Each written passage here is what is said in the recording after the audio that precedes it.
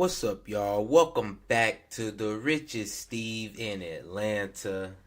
Yes, it is 6 a.m. and we back at this thing. 6 a.m. crew. What's up with you? We are here. We are live. We are ready. We got a good show for y'all today. We got a good show for y'all today. I'm telling you, we got some good stuff. But before we get there, make sure you like, subscribe, and leave a comment to let me know that y'all are here. 6 a.m. crew, let me know that y'all are here. And also, while you at it, y'all go follow my other channel, Hartfelt Conversations, where we have conversations from the heart. And who knows, some of y'all might be on there, on that channel, one day. Yeah, today, y'all, we got some good stuff. We gonna get some things to talk about. You know, we got gambling. Gambling's a big thing nowadays, you know. It's a lot going on with that. We got CNN that invited Glorilla on. Hey, that's a crazy choice to me, but they got her on there. So we gonna look at that. We got Candice Owens. She visited the Breakfast Club last week. Y'all know Candice Owens, she always got some good stuff to say. And we gonna end this thing right on off with Prince and his work ethic. One of the greats, Prince. So yeah, like I said, we got a packed show for y'all. We gonna get straight into it. But before we get there, make sure y'all like, subscribe, and leave a comment. That way I know y'all here, specifically for the 6 a.m. crew. 6 a.m. crew, we are here. All right, we gonna get straight into this thing. We got gambling with Bruno Mars. Yes, Bruno Mars allegedly 50 million in gambling debt to MGM, which is crazy to me. Y'all know he's had a long partnership with that casino. So is it really surprising that he's 50 million in debt because of gambling? I mean, he makes a lot of money, so to me, him being 50 million in debt to gambling isn't that wild. It is not that crazy to say, oh my God, he's in $50 million of gambling debt. When they say he makes about double that a year. So if he makes double that in 1 year, and he loves to gamble, he's been gambling for a long time, I don't see anything crazy wrong with that. Not too crazy wrong with that. But there is always a lesson that we can take when it comes to gambling in life. So we're going to see what's up with him in this quick little video. In recent reports, Bruno Mars's long-standing residency at Park MGM in Las Vegas has sparked controversy as rumors swirl about his substantial gambling debt, purportedly reaching a staggering $50 million. Bruno Mars, renowned for his musical prowess, has captivated audiences for 9 years with his residency at Park MGM. Recently, he announced an extension of his residency with 12 additional shows scheduled throughout 2024. However, amidst his glittering performances, an unsettling narrative emerges. According to sources cited by NewsNation, Mars's enduring residency might be attributed to a mounting gambling debt at the casino. An unnamed insider disclosed he owes millions to the MGM from gambling. The source further elaborated, indicating that Mars is practically under the casino's thumb, with an estimated debt soaring to $50 million. Despite purportedly raking in $90 million annually through his casino deal, Mars finds himself barely breaking even after accounting for taxes, struggling to offset his gambling losses. Mars' penchant for gambling is not entirely clandestine. In past interviews, the multifaceted artist admitted to indulging in the thrill of the casino floor since his youth. At a mere 19 years old, an aspiring musician, Mars found solace and financial relief in card games, even managing to cover his rent during his early years. As speculation mounts and headlines swirl, Bruno Mars's financial entanglement casts a shadow over his illustrious career, raising questions about the cost of fame and the risks of high-stakes gambling. Well, y'all, like I said, he's been gambling for a long time, since he was 19. Gambling to pay his bills. That's crazy to me. Maybe he's a professional gambler. Anyway, it's something we can all learn from this. It's already been told that MGM came out and said that this is not true. They said it is not true, that he is not under their thumb, and they have a working relationship. Y'all know Bruno Mars, like they say, he has a residency there, and he just opened up a club recently. What called the Pink Thumb, Pink Pinky, something. I think that's cool. If I was in Vegas, I'd probably want to go see that. I would want to go see that for sure. But I feel like the lesson that we can all learn from this is, y'all know, gambling is not it. Gambling is not it. We do not want to gamble all our money away for that dopamine hit. That's all it is a piece of dopamine hit. I know right now, March Madness is going on, so sports gambling is probably at an all-time high. 2 weeks of pure fun when it comes to gambling and exhilarating dopamine hits from left to right. That's what it is. Personally, I don't gamble. I really only gamble if I'm on a vacation, and at that, I set a limit. Because most of the time, you're not going to come out a winner anyway. The casino will always get its money. The sports book will always get its money. It just is what it is. So if you gambling, at least make sure that it's your fun money and you're not dipping into your own pockets at the end of the day. So definitely make sure that you're setting that limit and you're able to fund that gambling, and try not to get too addicted to it, y'all. I know sometimes when you're losing, you just want to see it coming back. And another thing is, if gambling is really not for poor people, y'all. It's not for people who struggling out here. So if you actually struggling and you just gambling for fun, that is crazy to me. That is a crazy thing to me. I have friends, y'all, they spend $5 a day to do a 6-leg parlay in sports booking. Ain't that to me is just crazy. Of course they lose most of the time. So they $5 is just going down the drain every day.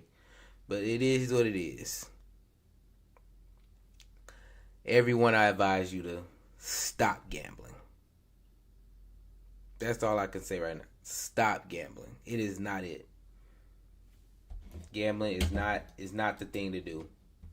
And if you enjoy gambling, shouts out to you, man. Shouts out to you. But for Steve, it is not it. It's not it. We're going to keep this thing moving, go right on into the next thing. But before we get there, make sure y'all like, subscribe, and leave a comment. That way we know you here, especially that 6 a.m. gang in the building. Y'all already know what's up with that. Next thing we got is Glorilla, y'all. She was at the White House. She was at the White House for Women's Month. And she had something quick that she had said to Joe, y'all. It's pretty funny. It's pretty funny. To me, at least. Y'all listen to this. Yeah, Joe. Yeah, well, not Joe, but yeah, you. Yeah, Glo. Glorilla. Y'all heard that? Yeah, Joe. Yeah, Joe. I think he better get that on his campaign slogan. Hey, everybody in here. Yeah, Joe. Y'all know that's a new song. I don't know that joint all the way. Stumping on folks' shell toes, something like that. Yeah, Joe. Ooh. Joe better get that rapping coming. He better get that music going. I'm telling you, folks gonna jump on that real quick. Yeah, Joe, because it's catchy. He knew what he was doing. He is not slick. He is not slick. That yeah, Joe hit hard. I'm telling you. Yeah, Joe. Yeah, Joe. I know a lot of people might rock that. Let's one more time, y'all. Yeah, Joe. Yeah, well, not Joe, but yeah, you. Yeah, Glow. Yeah, Joe. I like that. She definitely killed that. Well, this one moment, y'all, made CNN feel like they gotta bring her up there. This one moment had CNN feeling like, oh no, we have got to get her on our show. I have no idea why, y'all. I have no idea why. But this made CNN want to get her on the show. And how do y'all think that went? Does Glorilla seem like anyone that should be on CNN?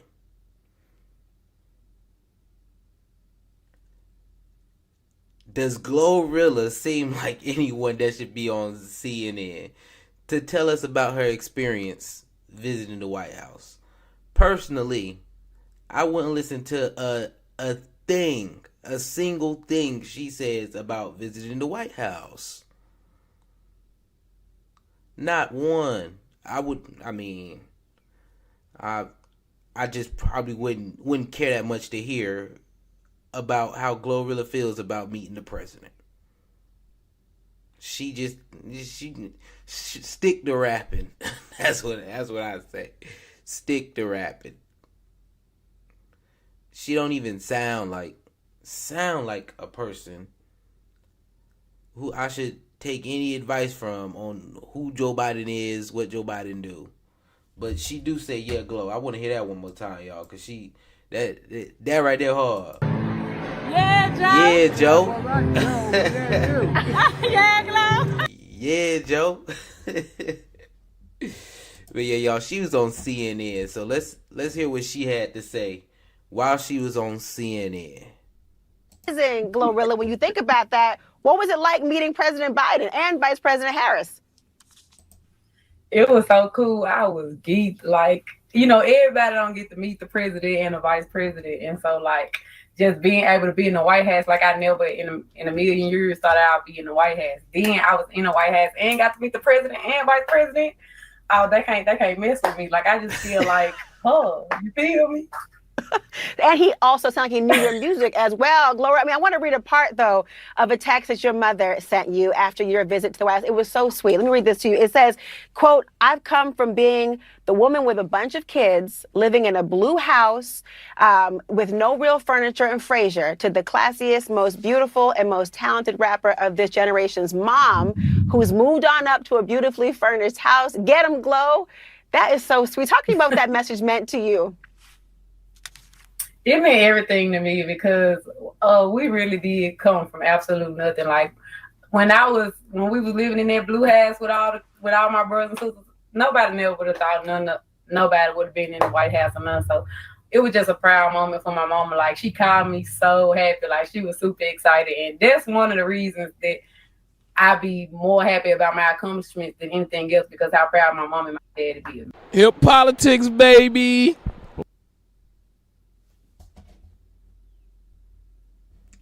Y'all. Come on now. I know y'all heard that. Come on now. Ain't no way. Ain't no way, y'all. That's what she had to say about being up there.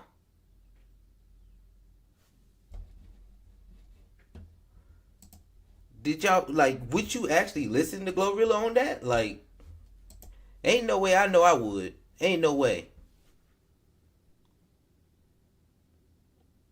Ain't no way at all. I would listen to Glorilla on that. She said some other things. Let me see if I can find this other stuff she done said.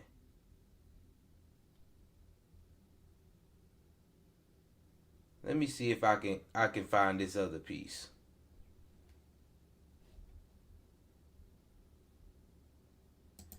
meeting President Biden and Vice White House a month. So it was just a proud moment. More happy about my accomplishments than anything else because She said something else, y'all. I know it's on here somewhere.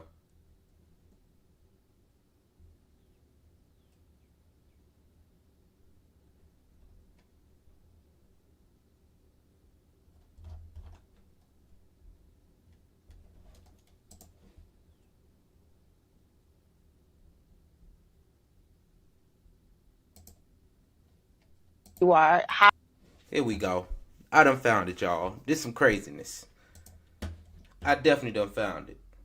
how many accolades and nominations and everything you've got going on, at least with what you have planned for the summer coming ahead with a concert and a tour. The idea of them inviting you there in particular, did they talk to you about what they wanted politically? Did they want your endorsement? Did they want you to help people get out the vote? hey, you know, that ain't got nothing to do with me. You know what I'm saying? Like, I'm just living my life like it's golden, living my life like it's golden. But, you know, I'm not going to, you know what I'm saying, talk politics, but I love the president. You know what I'm saying? I love everybody. And at the end of the day got to end. Glow attended a... You have got to be kidding me. This is what she had to do. I'm telling y'all. They thought they was going to bring her up there and she was going to say something for real. She gave them, I'm living my life like it's golden, and at the end of the day is going to end. They thought they was going to pull her up there and she was going to say, yeah, Joe. I know for a fact they thought she was going to say, yeah, Joe. She said, hey, listen, Pa, I'm staying out of this. I'm staying out of this. They ain't got nothing to do with me. I'm just out here living my life like it's golden. And at the end of the day gonna end. That's what she said, y'all. They brought her up there. First off, she sound crazy. She do. She just sound crazy up there. The part I understand is her mom being proud of her. Even though the mom was lying, talking about some, you know, she's beautiful, greatest rapper, all that stuff. Because she rap about a whole bunch of nothing. Ain't no way. Y'all, ain't no way. She was supposed to come up there and say, yeah, Joe. And she told him she don't want nothing to do with that. That shit, it's certain people who we should not be taking advice from. CNN. And one of them is rapper Glorilla. She went to the White House, y'all. She had a good time. That's where you should have left it at. CNN. That's where you should have left it at. They wanted Glorilla to come up on the news to tell all of America, yeah, Joe. Come on, y'all. That's what they wanted her to go up there and do. And y'all know what she did. I'm gonna let her tell it one more time, y'all. Because she just did exactly what we all knew she was gonna do up there. How many accolades and nominations and everything you've got going on, at least with what you have planned for the summer coming ahead with a concert and a tour. The idea of them inviting you there in particular, did they talk to you about what they wanted politically? Did they want your endorsement? Did they want you to help people get out the vote? Like, come on. Glorilla? This is who y'all going to for this? Y'all decided to go to Glorilla for this. Ain't no way. Ain't no way. Ain't no way. Is CNN desperate? Is it no one else they could have found to do this, but instead they went to Glorilla? Y'all let me know. I think, see, this is what I'm saying. It has got to be somebody better to help talk to people about this. Instead of rapper Glorilla, who are you reaching by talking to rapper Glorilla to actually help people get out and vote. Who are we really trying to reach? Like, yeah, we got rapper Glorilla on here. Yeah, she got that Glow, Joe. But who are we really trying to reach to get people out to vote? Is this who we go to for this? This is who we go to try to encourage people to go vote. Which is what I feel like CNN was definitely doing. You know, there was definitely an agenda behind this. It just totally crashed and burned and blew up in their face. I would not have aired this. I would not have aired this at all. It's really full of, like I said, she sound crazy. Like, yeah, I'm just here to have a good time. Hey, I'm just happy. I got to meet the president and go see the White House.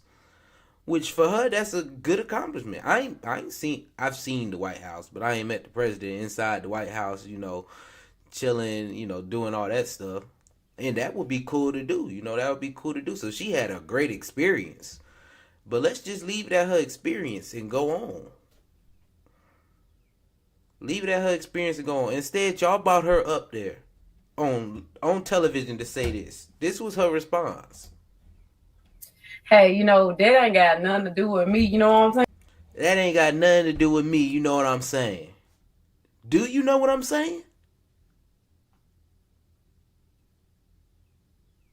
You know what I'm saying? That ain't got nothing to do with me. You know what I'm saying?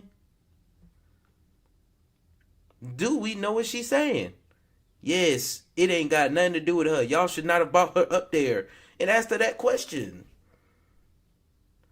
Y'all wanted her to go on there right now and say, yeah, Joe. That's what you wanted. That's what you wanted. Saying like I'm just living my life like it's golden, living my life like it's golden. But you know, I'm not going, you know what I'm saying? Yeah. And then she hit the, live my life like it's golden.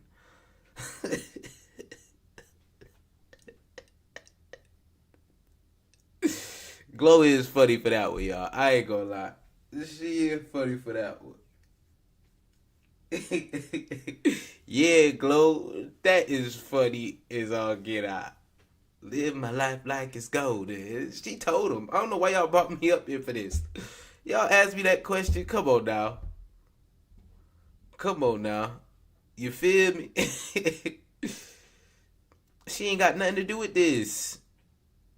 I don't even know if she care about it, y'all. She probably don't even care about it. And that's what she basically said when she came up here.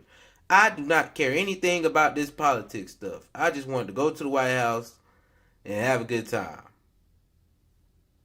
And y'all brought me over here trying to get me on a secret agenda that I don't know nothing about. To come up here and say, yeah, Joe, just because I said it on TikTok. Yeah, I had President Joe Biden on my TikTok. And I said, yeah, Joe. Because I'm having a good time. It was catchy. I'm just having a good time. I'm just living my life like it's golden at the White House. I met the president, the vice president, all these important people. And they got Glorilla there. I'm having a good time. That's what she is telling them. And y'all done bought me on here with this secret agenda. And I'm going to show you that I don't care about this. She said, leave me out of it. You feel me? I'm just living my life like it's golden. Hold on, y'all. Shit. Politics, but I love the president, you know what I'm saying? I love everybody. And at the end of the day gotta end. And at the end of the day gotta end. What does that mean to y'all?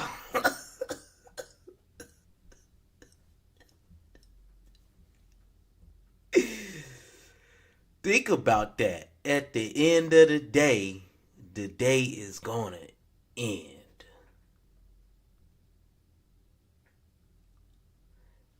At the end of the day is gonna end. Is that some wise saying to y'all? Is that some wise saying to y'all? Glorilla a fool. CNN a fool for not Glorilla, not a fool. CNN a fool for getting her up there and trying to push that agenda. You could tell it was an agenda push too. They said, so you met the president. Is they trying to get you to endorse him or anything politically you got going on? She said, I don't care nothing about that. I'm trying to rap and continue my career. Yeah, Glo. I don't want nothing to do that. Living my life like it's golden, and at the end of the day gonna end. That's it. That's it. All that other stuff, y'all good on that. Y'all can have that. I might have to use that saying from now on. Somebody come to me, it's alright, bro. It's alright, bro. Because at the end of the day gonna end. We just gonna keep on pushing, my boy. Keep your head up. Keep your head up, my boy. It's all good, y'all. That was pretty funny, though. CNN, shout out for that. We gonna end this with a yeah, Joe. Yeah, Joe. If you here with me, though, make sure y'all like, subscribe, and leave a comment. 6 a.m. crew, we are still in the building. And make sure y'all definitely go check out my other channel, Hartfelt Conversations, where we have conversations from the heart about pretty much everything else other than what I talk about on this channel. Finances, personal development, you know, all that stuff. And some politics stuff over here on this channel. On the other channel, we pure fun. This channel, we fun, but we gonna handle some business too, you feel me? We definitely gonna handle some business on this channel. Let's go ahead and get straight in to the next thing, y'all. Candice Owens was on the Breakfast Club talking to Charlamagne, Envy. Y'all know, on the Breakfast Club. She do the same stuff pretty much. Spit that knowledge, you know, or just spit her thoughts. I ain't gonna say it's knowledge. It might not be knowledge. Spit her thoughts, political wise. Things that's going on in the political field of things. And she do some dating stuff too. Cause yeah, she pretty much just talk her opinions on facts that she feel important. On things she feels that's important. Not facts. Cause this is basically her opinion, y'all. It is her opinion. So, yeah, she was on the Breakfast Club dealing with Charlamagne. They had some good conversation. I think they had some good conversation. And she said some real cool stuff. So we gonna tap in with Candice Owens in the Breakfast Club. Or have somebody that's at least telling you what they think about you in no uncertain terms. So, you know, I like Trump for a ton of reasons. And for me, it was always about the economic argument. And I knew that he was going to be a better candidate for Black Americans because of that, especially, you know, build the wall sounded so wild, right? Back in 2016, it sounded wild. It sounded xenophobic. And I was saying, if these illegals get into the inner city communities, the first people that are going to be harmed are going to be Black Americans. People actually were mad at you, right? When you got into the... All right, y'all. She hit a good point right there. Economic arguments for Trump. And then she went straight into the build the wall subject. With this immigration thing, y'all, I think I had a pretty good conversation just yesterday, about the whole immigration thing, y'all, and how the build the wall thing is crazy. It's crazy. Knowing that the people who are going to struggle the most is definitely going to be Black people when it comes to money being taken out of our pockets. The giveaways, you know, because they give away a lot of money being taken out of the pocket of Black people for immigration. They're basically going to take it from Black people and they're going to give it to the illegal immigrants, especially in the inner city. Like, you see that happening in Chicago and New York, and the Black people there are like, yo, what's going on? They don't care about us anyway. But the thing about that build the wall thing that's so funny is really both sides are profiting from illegal immigration. Because if you think about it, the Democrats, they're trying to get a new voting pool. They gonna get them a new voting pool, and they gonna give out a whole bunch of handouts. And the Republicans getting cheap labor. So it's like, it's low key like a win-win for them. Everybody kind of, not everybody, both parties is getting a little something from it, in my opinion. Like, think about it, y'all. Didn't the Tyson factory fire a whole bunch of Tyson chicken? They fired a whole bunch of their workers and said, we about to get these illegal immigrants up in here. They gonna work in this chicken factory clean for cheap. They about to be in here working for cheap. So how much is it really affecting them? They getting cheap labor. Y'all know black folks don't want to work. Black folks definitely don't want to work. The young ones that I know, some of them seem like they a little lazy. They work ethic ain't all the way up yet. That's something that we definitely gotta fix. But yeah, they definitely trying to replace us. People are either gonna be replaced by illegal immigrants for cheap labor or AI. So I mean, we can build the wall all day. It's still gonna get replaced. But the people who are definitely gonna suffer the most is the people who get them handouts already.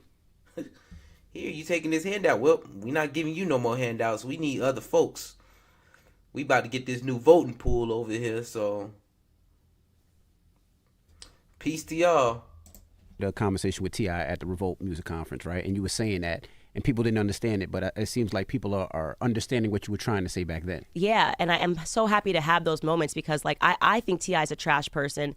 You know, I'll say that 1,000 times over because first and foremost, I had spoken to T.I. prior to that event. Like, T.I. was the only person on stage that I actually knew.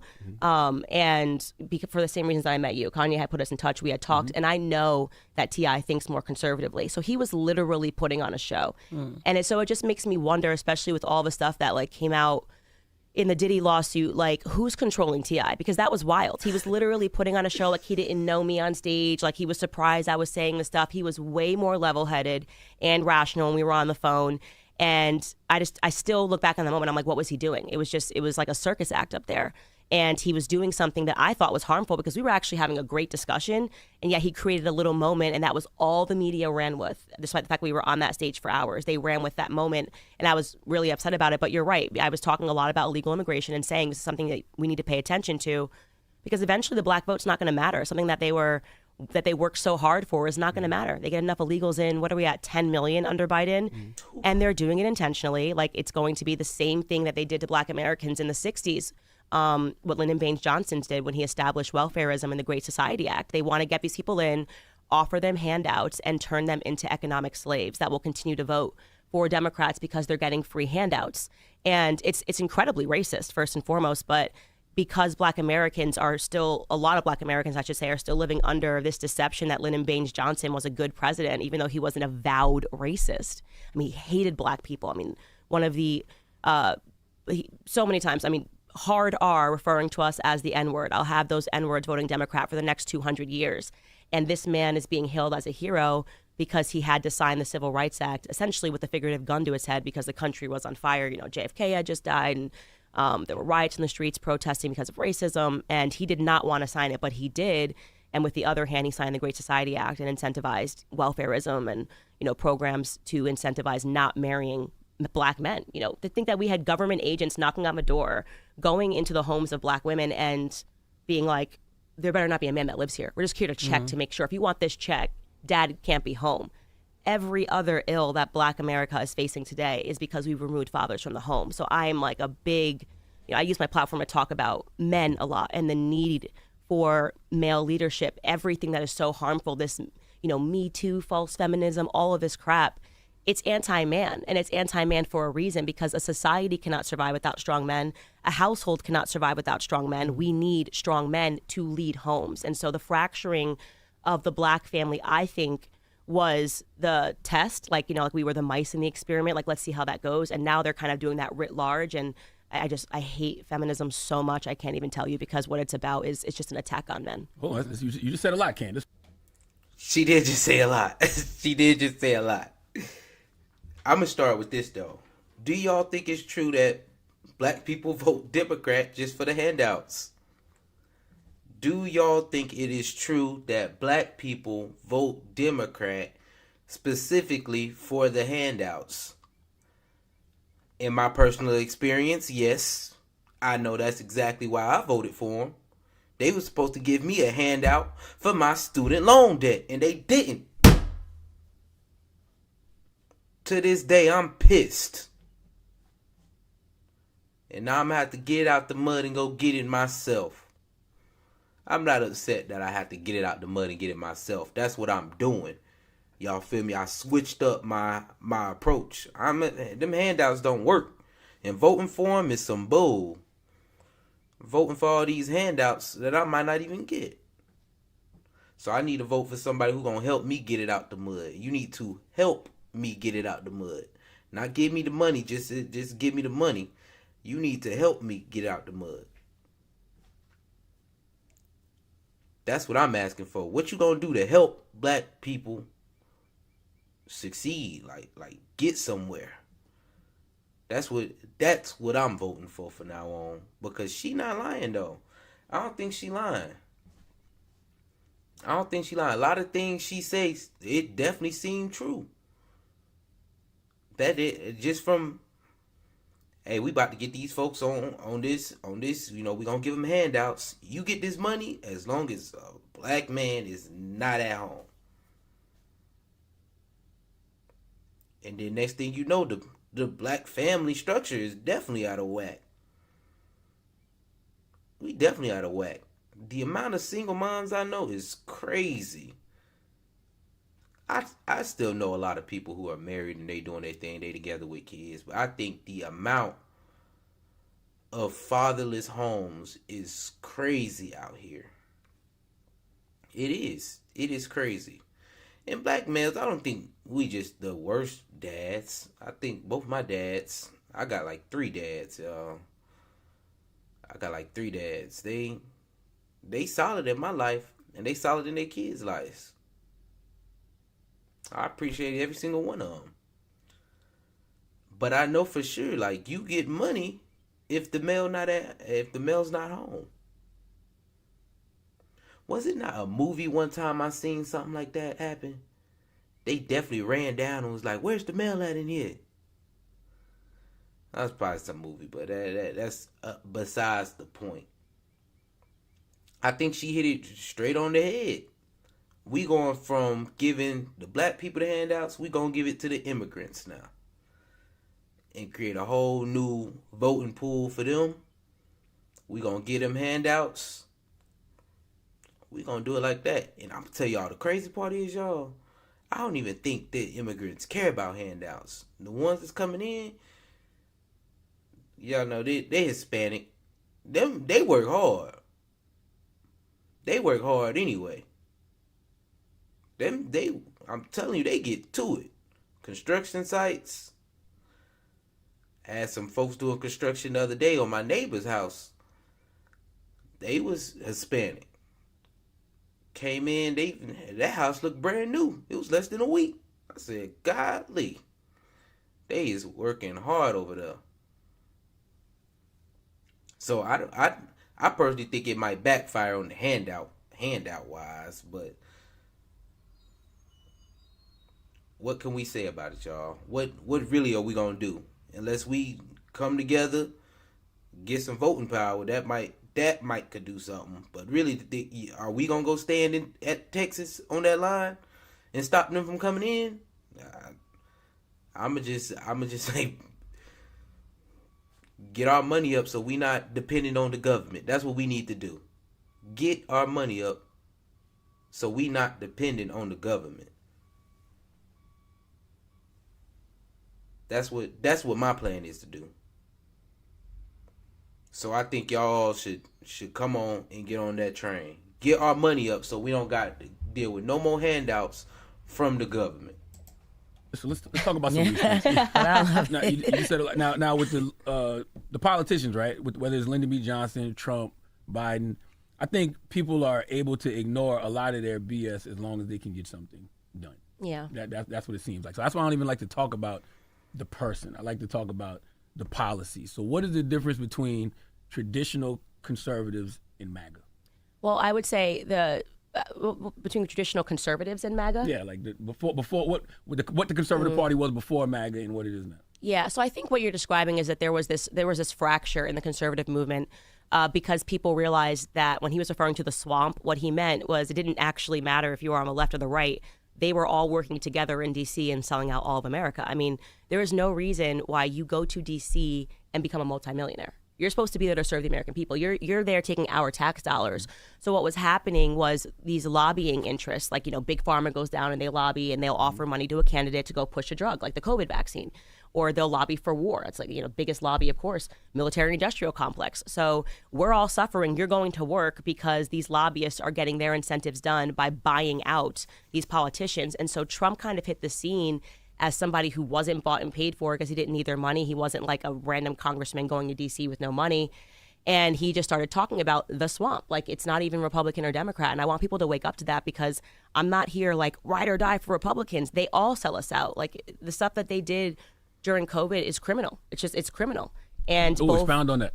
I mean, the free handouts. First off, trillions of dollars. You're signing these omnibus bills. If you read into it, where that money is going, it's insane. It's literally going, to museums, boards of museums. They're quite literally money laundering is what's happening when they sign these bills. But they keep it so that the information level is so low for Americans that it's like, oh, COVID's so bad. Like, we're going to give you a check that's like, $300. This basically describes welfarism, right? Like, despite the fact that there's been trillions of dollars since the establishment of welfare, Black Americans are poorer today than we were before it. People don't know this, but during the time of Jim Crow, before welfare was established in the 1950s, Black Americans were actually outpacing white Americans in this country in terms of economic growth.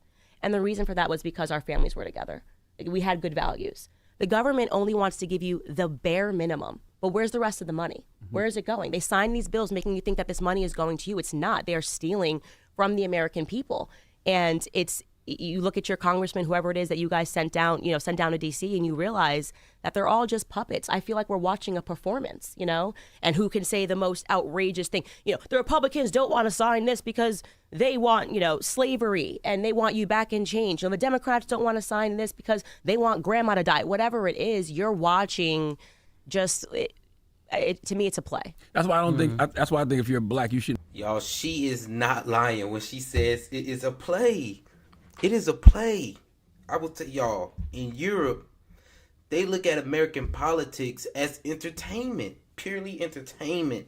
It never changes. Every time I've been there, someone has come up to me. This telling y'all, multiple people have come up to me. The only thing they want to talk about is American politics. As soon as you're American? Bro, we have to talk. We have to talk about this. How do you feel about Trump? I'm like, bro, are y'all great? Like, y'all only have two parties, right? Yeah, this side goes for this and that side goes for that. And how do you feel about Trump? I'm like, what in the... Trump not even our president no more. Yeah, man, it's crazy. Yeah, why do y'all care so much? It's because America leads and it's a play that is crazy. It's all a play that everyone else, a lot of people around the world think that it's entertainment. Pure entertainment. She's not lying about that. That's how people see it. The outrageous lines, all that. It's entertaining. It's going to keep you locked in. It keeps people around the world locked in. Europe for sure. In Europe for sure. They are locked in. I'm telling y'all, every time I go, I've been to multiple cities. Every city I'm in, if I'm talking to someone random, they're going to start getting into politics. In America, it's like, don't talk about politics. They talk about it openly, like, hey, just talk. I'm having a good time, listening to music at the bar. Hey, bro, I seen you over here, and this might not be a good time, but I wanted to come over here and ask you about American politics. I'm like, okay, like, what you want from me? How do you feel about Trump? Bro, he's not our president right now. That's literally what I tell him. Like, he's not our president right now. What more do you want from this? Like, he's not our president right now. But that's literally what they say. This side, they say this. That side, they say this. Where it's like, come on. And she did hit a point. I do feel like they stealing from me. I'm going to tell y'all, during COVID, those stimulus, I had my head on. That went for paying for my college. So I was good. I'm good. They gave me a handout. I'm happy. Like I said, I paid my way through college on that part. So I'm not in student debt. 1 year I'm not getting in student debt. I get out. Okay. They about to forget these student loans. Let me vote for this handout. Where did the money go to pay for my student loan debt?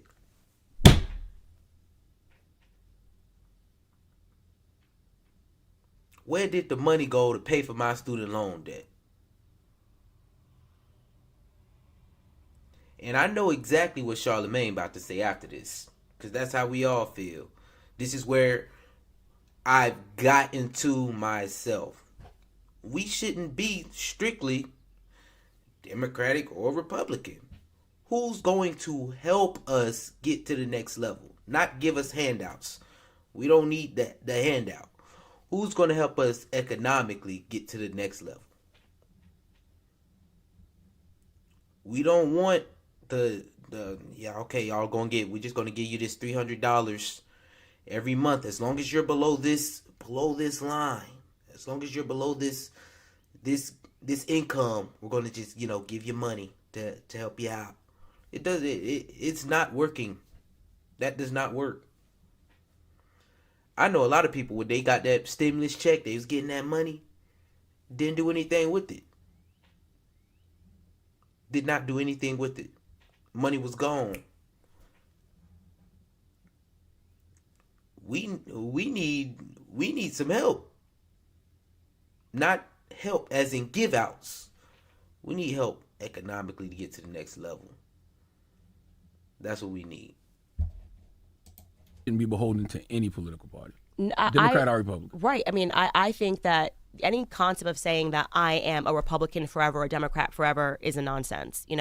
You should always look at the candidates that are running, and any person that is running saying that they want to grow government is your enemy. Why do you think people give you a lot of backlash for questioning people and having questions? I see all the time with Charlamagne, if we question something that Kamala Harris did, or question something that Joe Biden did, or question somebody that's Democrat did, why do you think our people have so much backlash when you ask so many questions? Well, because I think that they don't realize that they've been manipulated against their own interests. And a lot of it is, when you start telling the truth, you become a problem to the establishment, right? So if you're the military industrial complex and you want people to just kind of sleepwalk into another war, and I'm sitting here telling you that, Pentagon just can't keep finding the trillions of dollars that they send overseas. They've got this budget and they're sending all this money to Ukraine, and then they say, oh, we don't know where all the money went. It's being laundered and it's being sent back to a very small group of powerful people. And so when you have someone like me who's cutting through all of the emotional arguments, you have to turn that person into persona non grata, right? And what better way to do it than to have their own community attacking them and saying that they're, pro-white or anti-black. I mean, it's a nonsense things that they say about me. If you listen to what I'm actually saying, I'm sitting here providing a blueprint for Black Americans to get ahead, because it's time, okay? It's time. We've been doing this for a very long time in this country. Black America, wake up, okay? They don't like you. They don't like us, okay? There's so you're not anti- America has yes, America. Yeah, like the government, the American government. Why would you think the American government wants to help you? Well, at what point in history has that proven to be right? And I'll challenge that, and I'll make it wider to all Americans. When has it ever been the circumstance that you felt that the government really just was out for your own best interests? Think of them as a corporation. They want to grow themselves. They want new departments, bigger departments, larger budgets, like any other corporation would want. And they never want to leave DC because we don't have term limits, which we should have, right? If we had term limits and said you can only serve for 4 years, well, then guess what they would be doing for those 4 years? Trying to shrink government, because they'd have to come back out and be us, right? When you look at the way that your tax dollars are being spent, you should be outraged. you should be angry. But stop thinking that agree. the enemy is, you know, they constantly have us arguing against each other, women versus men, black versus white, you know. It's a nonsense. The reason why they want us constantly warring is because it distracts from all of us coming together and taking a look at who the real criminals are. And the real criminals are this small group, this small cadre of powerful people that I think we're virtually all still on a plantation. They just made it look nice. You know, you got a nice chair. We got nice chairs here. But I think we're all still on a plantation. Shut up. It's for the baby shower. So is this the reason why I haven't really heard you pushing? Wake up, Black America. That's what she got to say to y'all. Wake up, Black America. Wake up, America. The government is not for us. That's what she had to say, y'all. Do not twist my words. The government is not for us. I mean, we can feel that way. I feel that way. I feel that way. I think some of the things that they've done, just from me doing my research, horrible for black people. Horrible for Americans, period. It's a way to keep the poor poor and the rich getting richer. Definitely. And the way they spending these tax dollars, like I said, it didn't come to me, not one bit. Not one drop after COVID has come to Steve. Not one little drop has come to Steve. Personally. So I ain't getting no handouts. I ain't getting no handouts. They gonna say because you ain't getting no handouts, you ain't voting Democrat no more. Yeah. If they giving handouts to everybody else, I need to get my handout too. Either you give me the handout, or I need to get it from the mud. And I'm actually choosing to get it from the mud now, y'all. I'm choosing to get it from the mud now, instead of just complain about my student debt not being paid off by the government. Instead, that money went to Ukraine and Israel for protecting them. Some of it went to the illegal immigrants coming in. You know, got to make sure they're okay. This is just from what I'm seeing. Those are the main two. Those are the main two that I feel like my money has my tax dollars have gone to war and immigration. Pretty much. So my pockets aren't doing too much better government wise as it goes. That's why I'm trying to figure out this tax thing. I'm gonna get me a business. That way I can be like Trump one day. You paid $0 in taxes. Well, that makes me smart.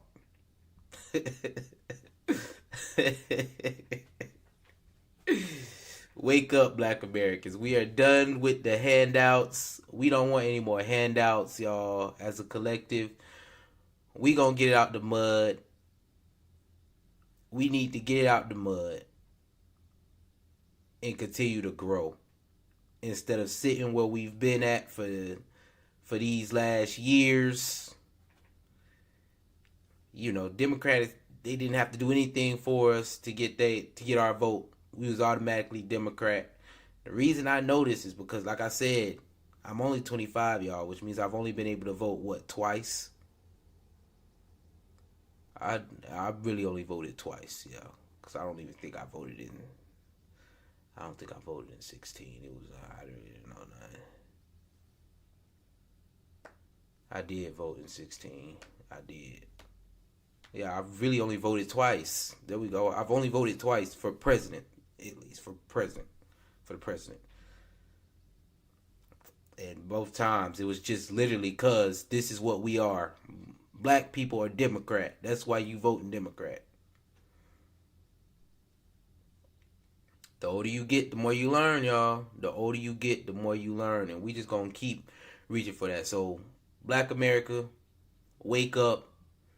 It's time to really vote for change. It's time to vote for change. And who's gonna help us get to that next economic point?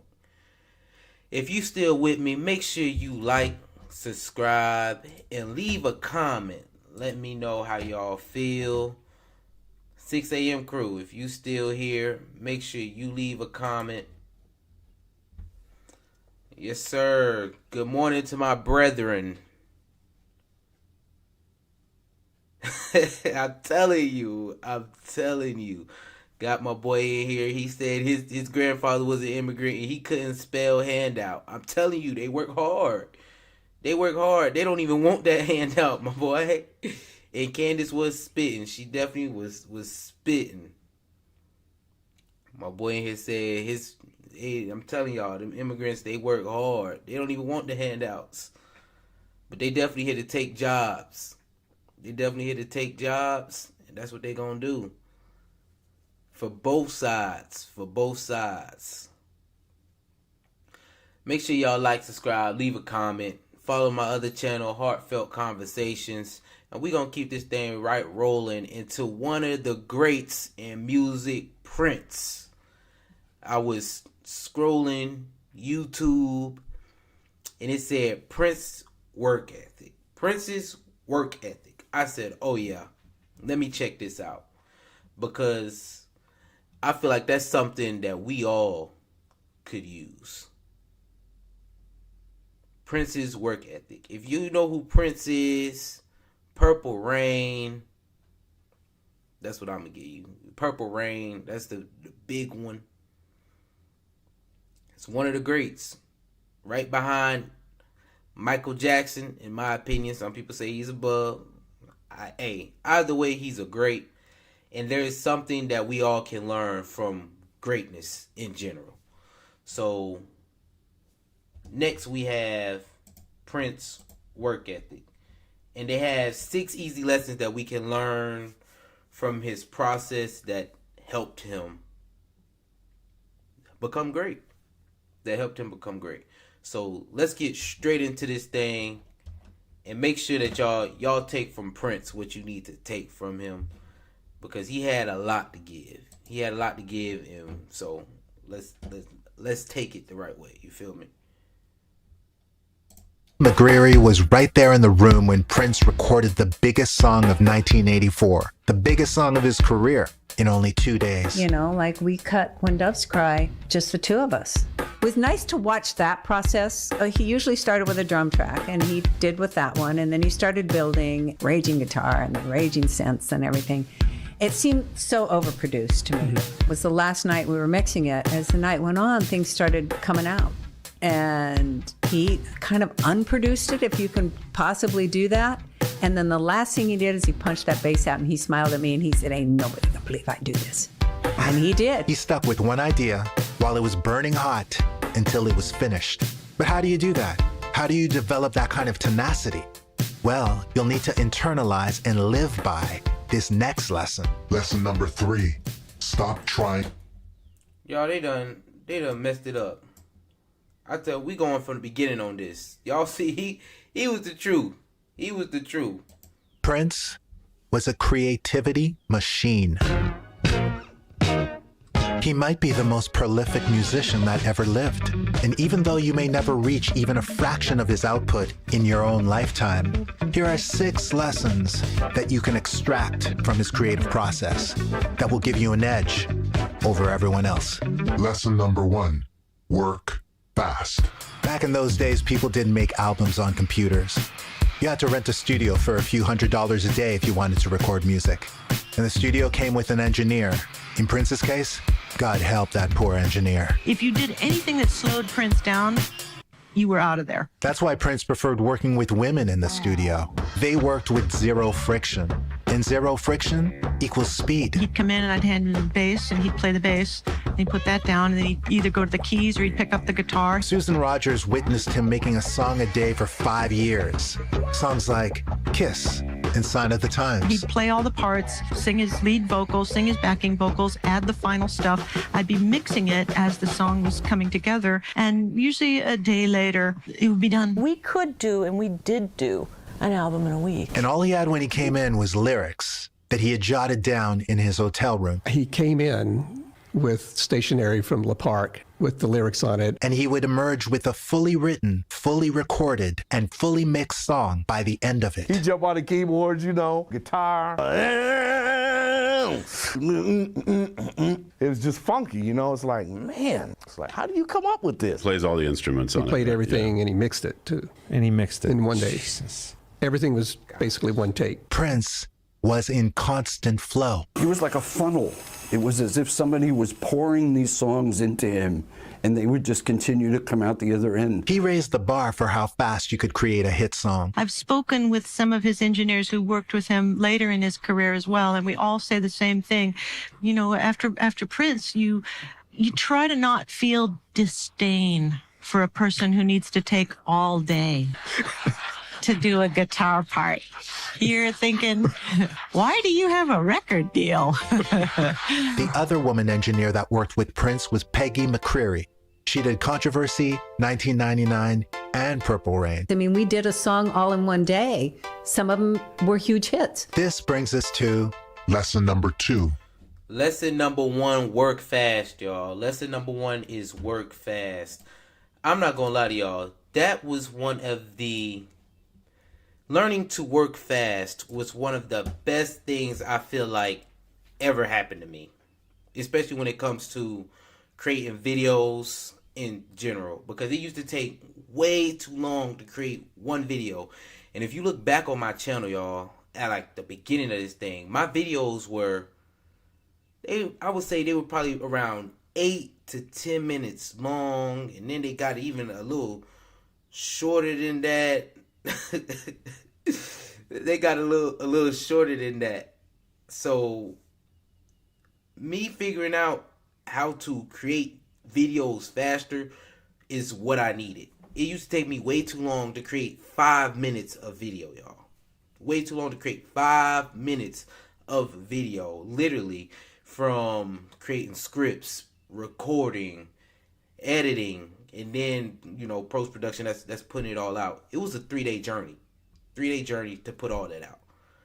Now, I create a long-form video, 3 short-term videos, and if I wanted to, I could clip that down into 5 to 30-second, minute-long videos as well.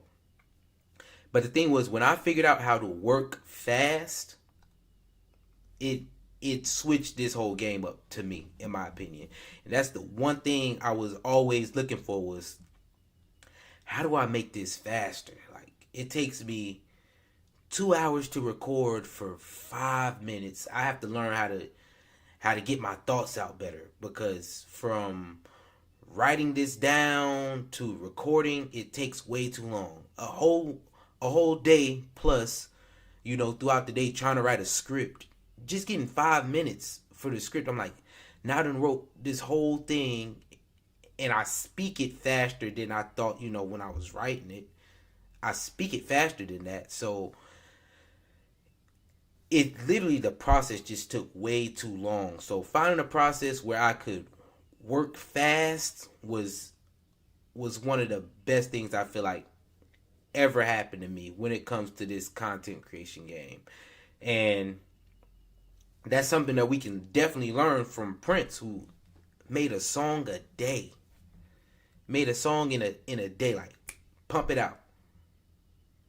I feel like I'm in a Prince era. You feel me? With my thought, you know, I'm in a Prince era, which is being able to crank out content at the speed now that I am, because I found something that works for me.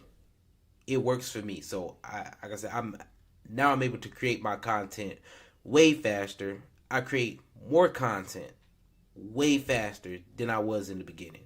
I'm telling y'all, go back on my page and look at those trash sounding videos that I have up there, you know, sounding crazy, not sounding like myself at all, because I'm learning to be in front of a camera and all that. That stuff takes time. But once you get to a point to where you can work fast, implement working faster 100%, because you'll feel like you're able to get more done in less time. And to me, I enjoy this way more than the other style of content that I was doing, just because I feel like I'm able to give more now. I can give way more just because of the way that I create now. Lesson number 2, let's get with it. Become a finisher. Peggy McCreary was right there in the room when Prince recorded the biggest song of 1984, the biggest song of his career, in only 2 days. You know, like we cut When Doves Cry, just the two of us. It was nice to watch that process. He usually started with a drum track, and he did with that one, and then he started building raging guitar and the raging synths and everything. It seemed so overproduced to me. It was the last night we were mixing it. As the night went on, things started coming out. And he kind of unproduced it, if you can possibly do that. And then the last thing he did is he punched that bass out, and he smiled at me, and he said, "Ain't nobody gonna believe I do this."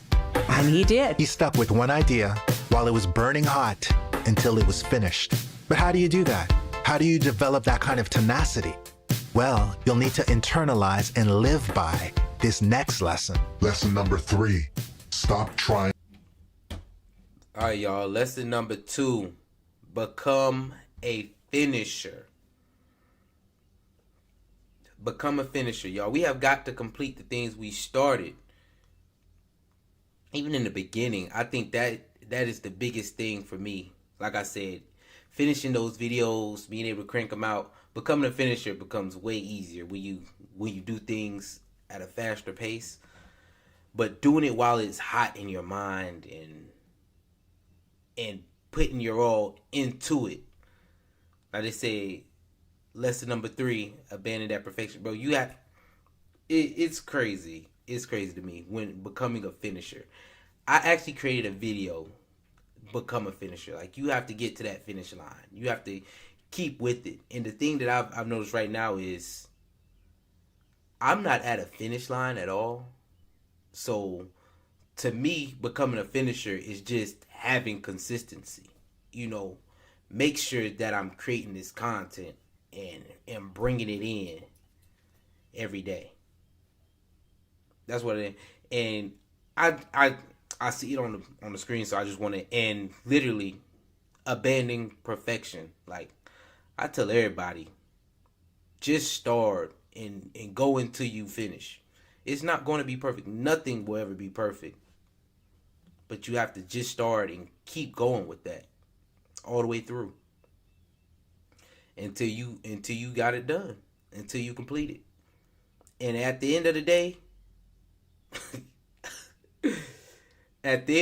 the day go in. So you just gotta let that book close and continue going. To be a perfectionist. Do you remember they used to spend a week on a fucking snare sound? It's like, give me a break. And I literally had 5 minutes to get a drum sound. He taught me another side. You know, that little picky, cocained out shit doesn't matter. If it's a good song, you get it down, it's a good song. Don't overthink things. Keep it moving. In the overproduced 80s, this was unheard of. In that era, everybody was kind of doing the sterile music where you do 20 takes of one thing, and he didn't work like that. A lot of times he would take the first take, even though there were maybe mistakes. You go, oh, I know I can do it better. Let me perfect it. He said, no, he wants the feeling. There was something about the first emotion that he wanted, and he'd mix into it, and you go, oh. Prince knew that leaving the mistakes in was also leaving the emotions in. He himself could not have functioned if he'd been obsessing over every little detail. His work was gesture sketches. His music would come out like a sneeze. It was just bam, bam, bam, bam. He understood that the most important aspect of the creative process is momentum, which brings us to lesson number 4. Y'all, this is the thing that I like so much about doing the content that I have now. I feel like it has way more emotion in it because of the way it's produced.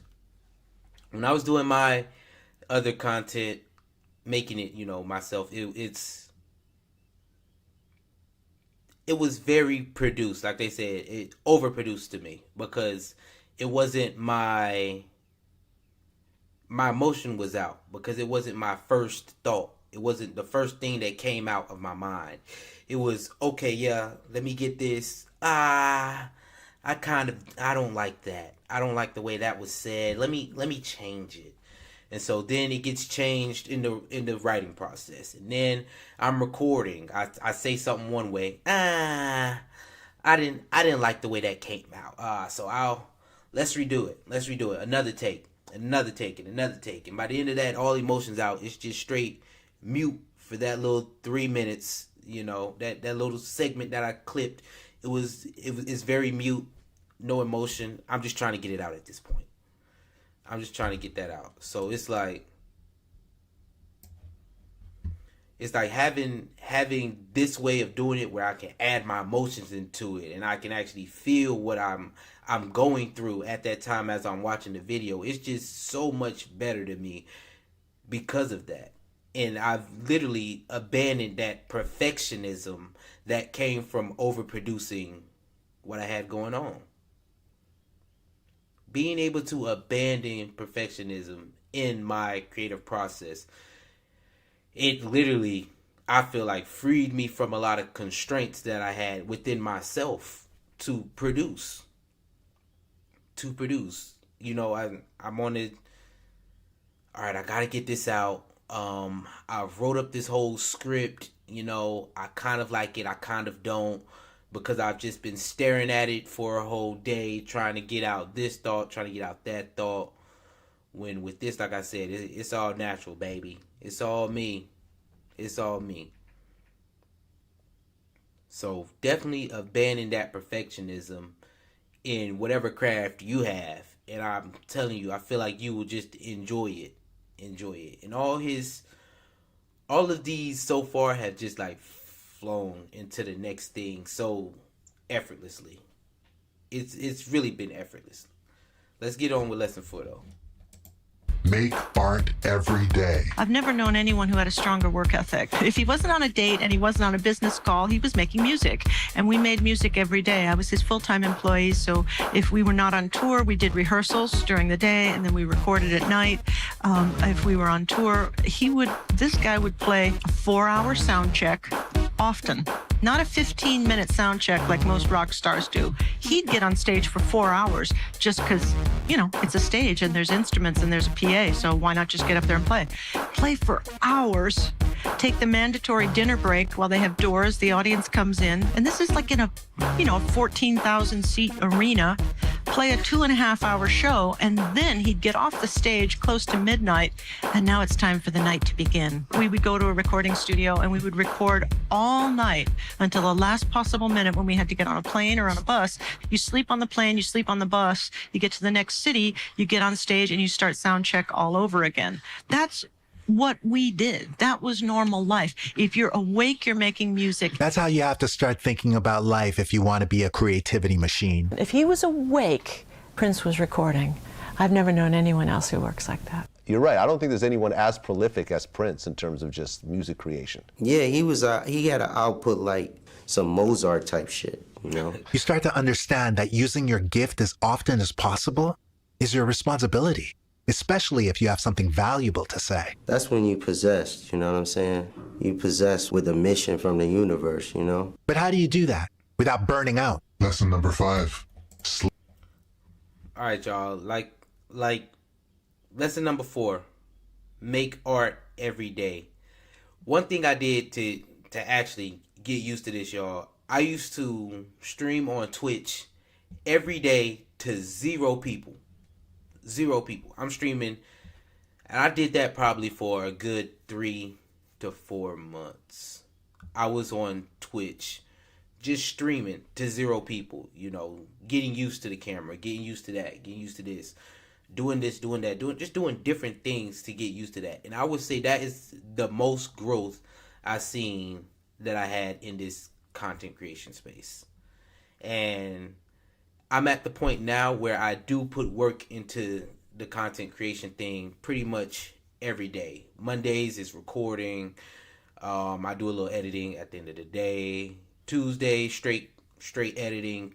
Wednesday, I'm preparing for my other show on Hartfelt Conversations. Then Thursday, I'm on live again. I'm recording on that. Friday, cut it up. Saturday, editing again. Sunday, it's all over. So I do something for my content creation pretty much every day because I'm a one-man army at this point. So I'm perfecting my craft at all across the board. Editing, being on this streaming, you know, and those are the 2 basic things that I do.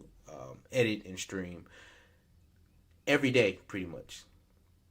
It's an everyday thing. So that work ethic to me, it does breathe being more successful at your craft, making that art every day, doing what you do every day. And like I said, when I was streaming every day on Twitch, most growth I've seen in myself when it comes to doing something, just because I was streaming every day. Literally 0 people on there. 0 people on there. And then I went from there and cut that into TikTok videos. Every day, getting better at editing and that craft. That is something that we can definitely take from Prince and run for days and miles with. That is like no other. It's like no other. Sleep. You sleep on the plane. That's right, sleep. You sleep on the bus. Yup, sleep. Prince valued sleep so much that he even had a bed put into the studio. Did you ever see the bed in here? Oh, yes. No, I wasn't working during that time. But you did see it. It was elaborate. It was like really fancy coverings. It might have been brass. I can't remember. It was a bed with purple sheets. Craig had to go out every Friday and get new sheets, purple sheets. It was once a week. That was his duty as a studio manager, to go get Prince the purple sheets. Purple sheets in 1984. But the most important lesson you can learn from Prince, something that is particular to only him in the history of rock and roll. Lesson number. Sleep, y'all? Are y'all playing with me? Y'all playing with me? They make fun of me right now, y'all. Y'all want to know why? For that right there. They think I'm playing. I eat, breathe, and sleep this content creation. I don't leave this room. Right there. I sleep right there. They playing. Y'all think I'm playing? I sleep right there. The bed is in the content. I don't leave here throughout the day. I do my work. I take a nap. I'm right there. I go to the gym. I come back home. Get a little rest. I'm right there. I only hit my real room when it's time for me to go to sleep at night. Other than that, I'm not touching that bed. This is where I sleep. Right here in my content room, where y'all was over there joking around talking about some, oh, this the bando bed. We ain't playing no games around here with y'all. Lesson number 5 is sleep. I get that sleep whenever possible. I'm about to get off this before work. Guess where I'm going to hit? That bed right there and go to sleep. Take me a nap. Y'all think we joking over here, bruh. See? Y'all think we joking. We putting in that Prince work ethic all year round. I told y'all, 2024, hard work. I'm more busy than I ever been in my job. I'm more busy than I ever been in my content creation space. Because 2024 is hard work. Y'all joke about my bed anymore? I'm telling you. I'm going to say, you don't watch my videos, you joking about my bed for real? You ain't see my Prince video where he used to sleep in his studio. I sleep in my studio. Y'all see it right there. This ain't no joke. This ain't no joke. I know y'all thought it was a joke. It was. It's funny. Have my bando bed right there. It's funny. Until you know that we putting in that Prince work ethic. Until you learn that we putting in that Prince work ethic. I ain't joking with y'all. That bed right there is where I get all my sleep at. Come on. Come on. Lesson 6. Sex. Develop vault mentality. Prince didn't look at his day like he was recording a song, or even like he was recording an album. Prince looked at his day like he was crafting his legacy. And that's why as soon as he built his own recording studio, he also built the vault. I started the vault.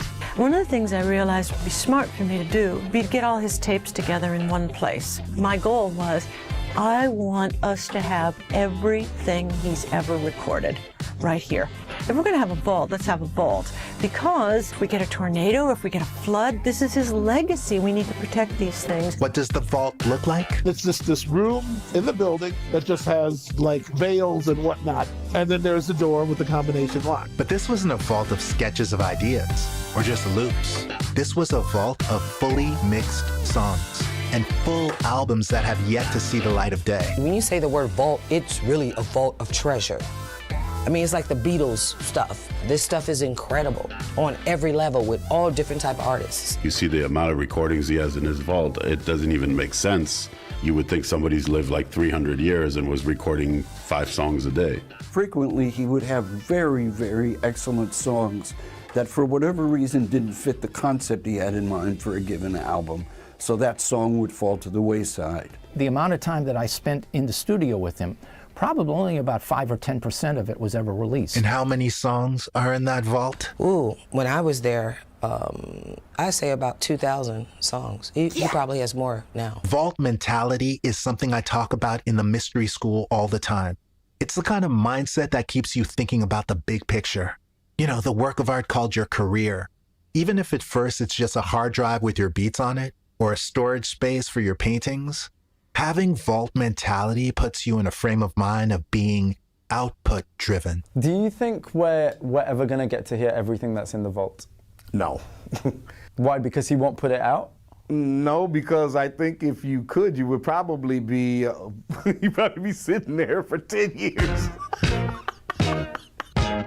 Even if you don't catch up to Prince, by adopting these 6 lessons, you can still be way more prolific than you've ever been. And you can start reaching momentum and flow with increased frequency.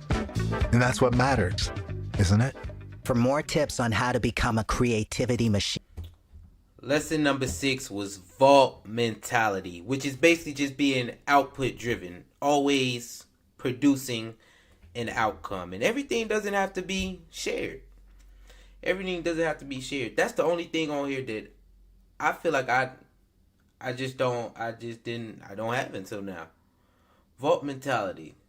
I might see some things that's going on throughout the week that can't fit on this and record the same style video just like this for them. And if I put it out, I put it out. If I don't, I don't. I think that'll definitely help me in my craft even more. I don't have to release it if I don't want to, but being in my craft, it helps. It definitely helps. I see where they're coming from with this. I see exactly where they're coming from with that. 6 lessons that we can learn from Prince, y'all. Lesson number 1 was work fast.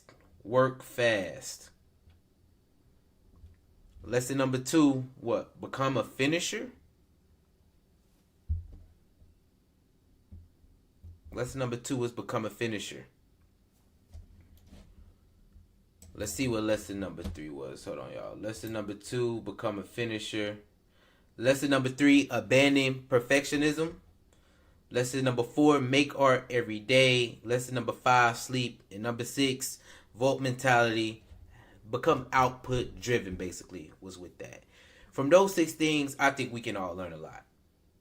I'm telling y'all, making work fast changed my life. Changed my life. Becoming a finisher, you got to finish what you started. And with finishing what you started, the easiest way to finish what you started is literally to make that work fast and abandon that it's going to be perfect. Nothing will ever be perfect. But when you abandon perfectionism, you can actually, in work fast, you can replace perfectionism with emotion. That raw emotion gives what you have a lot of power. Those first 3 to me they work together so hand in hand. But then you have make art every day. When you make it every day, y'all, it becomes second nature to you. It becomes a part of you. Get your sleep in, y'all. Get your sleep in. Make sleep a part of your day, definitely. It will help push you throughout the day. Having a scheduled nap for me helps literally every day. And number 6, become output driven by having vault mentality. That's Prince work ethic right there, y'all. We all can take from it and grow, y'all. With that, though, we are going to go ahead and get up out of here. I appreciate y'all for tapping in. Make sure you like, subscribe, and leave a comment on your way out the door. We're going to go ahead and get out of here. Thank y'all for tapping in. I appreciate y'all for spending this time with me. Peace, love, and riches. I'm out.